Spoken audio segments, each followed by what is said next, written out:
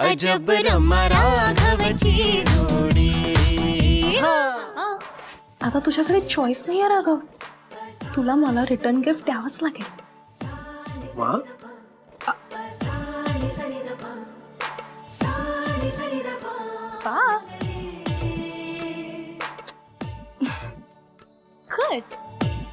तर mister husband, आता न मिळालेल्या हात खर्चाची इंटरेस्ट सकट वसुली झालेली आहे.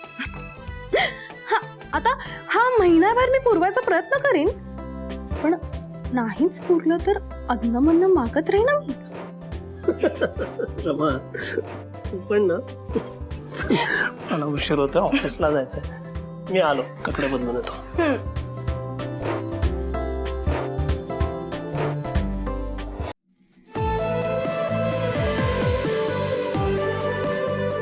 ए राघव, ऐक ना, विचारायचं विसरूनच गेले, गोंधळ म्हणजे एक्झॅक्टली काय असतं? अगं, गोंधळ म्हणजे फार काही नाही. घरी गोंधळी बोलवतात आणि त्याआधी एक पूजा असते, आणि ह्या पूजेचा मान घरात नवीन लग्न करून आलेल्या सुनेचा असतो. अरे तरी सुद्धा एक्झॅक्टली काय होतं? अगं, ते सगळं आई आणि आजी सांगतील तुला, कशाला काळजी करतेस? घ्या, 100 वर्ष आयुष्य आहे आजीला. आजी, अगं हे बघ, आम्ही या साड्या सिलेक्ट केल्यात गोंधळासाठी. आई, हा कलर ना तुमच्यावर खरंच खूप सुंदर दिसेल, तुम्ही ही साडी नेसा. बरं. आणि आजी, तुमच्यावर हा कलर छान दिसेल, तुम्ही ही साडी नेसा. बरं आई, आजी मला सांगा, मी कुठली साडी नेसू? ती अजून यायची आहे. अगं, जिनी पूजा करायची असते ना, तिने देवीच्या पायावर वाहिलेलं वस्त्र नेसायचं असतं. ए शालिनी, कार्तिकेयाला आठवण कर. हो हो, सांगितलंय मी त्याला. त्याला साडीही दिलीये. तो हळद कुंकू वाहून देवीच्या पायापाशी ठेवणार आहे आणि नंतर घेऊन येईल. वाव, मी ना खरंच खूप एक्साइटेड आहे माझी साडी बघायला. आई, ज्वेलरी बघू. या बायकांची इतकी सहनशक्ती कुठून येते? आत्ता आबांच्या बोलण्यामुळे सगळ्यांचाच मूड गेला होता, पण आता किती हौशीने तयारी करताय. रमा, तुझी तर कमाल आहे. सगळं विसरून या घरातल्या बारीक सारीक गोष्टीत सहज मिसळून जातेस. तुझी ही बाजू आबांना कळावी इतकीच देवीच्या चरणी प्रार्थना करणार आहे.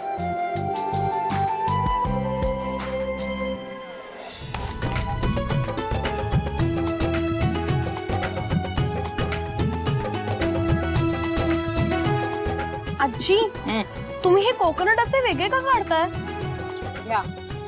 बघतेस ना अश्विनी, इथपासून सुरुवात आहे आता. श्रुती, काम कर बरं तुझं. अगं, ते पूजेचे नारळ बाजूला काढताय. ओ, म्हणजे हे सगळे नारळ पूजेला नाही चालणार? अगं नाही चालत, ते निवडून घ्यायला लागतात. मग मला पण सांगा, मी पण निवडते.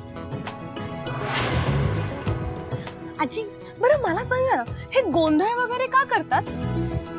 अगं, आपल्या घरात चांगलं कार्य झालं ते या देवाच्या कृपेमुळे झालं, म्हणून त्याचे आभार मानायचे. नवीन जोडप्याच्या नवीन आयुष्याला सुरुवात होणार, त्यांच्यावर तुझी कृपादृष्टी कायम अशीच राहू दे, असं मागणं मागायचं. आणि हे आपलं मागणं गोंधळी देवी आईपर्यंत पोहोचवतात. त्याच्याबरोबरच ह्या आपल्या लोककला आहेत ना, त्या सगळ्या पण जिवंत राहतात. पण आजी, मला अजून एक गोष्ट सांगा. अरे देवा, अजून आहेस का तुझं? एवढा उत्साह ना पूजामध्ये सुद्धा नव्हता. अगं आजी, वहिनीला असे प्रश्नच पडले नाहीत, कारण की तिला सगळ्या संस्कार आणि परंपरांची माहिती होती ना आधीपासून. हो, मला नाही माहित हे सगळं, पण श्रुती, मला हे सगळं शिकायला नक्कीच आवडेल. अगदी बरोबर. ते बघ, शिकण्याची तयारी असली ना, त्या जगात कुठलीही गोष्ट आड येत नाही.